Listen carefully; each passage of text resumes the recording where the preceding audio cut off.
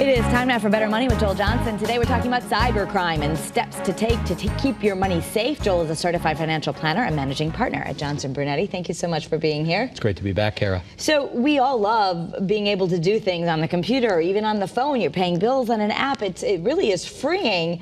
But the cybercrime is also increasing, so we need to be that much more careful. Much, much more careful. And not only is it bad today, but it's going to be growing. There are various studies out there, one by Bloomberg, says it's going to be in the trillions and trillions of dollars just 2 years from now. Wow.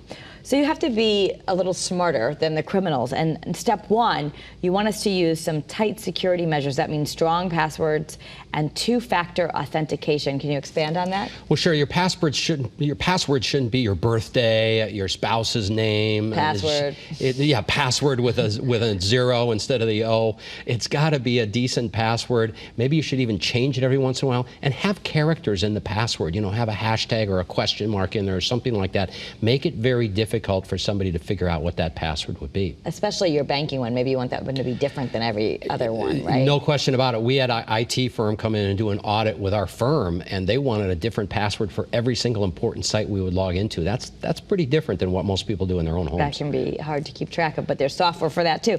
And then also, as far as two-factor authentication, that just means you're going to get a text message on your phone. You should do that. You recommend that. Exactly. Anywhere you can use the two-factor authentication where you get a separate code that's unique every single time when you log into a financial website, it'll help you. So number two, update your computer's operating systems. When you get that notification, make sure you do it.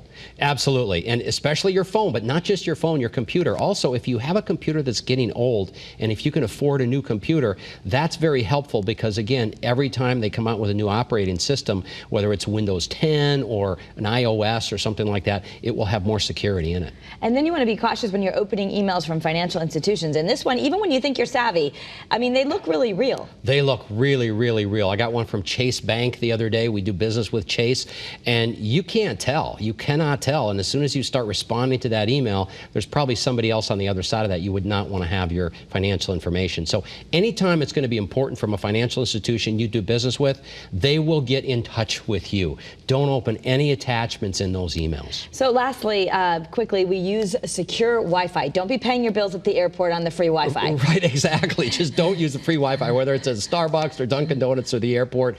Use Secure Wi-Fi. Okay, for anything financial. And if you want some more information, Joel and his team are going to email you this great article by Fidelity.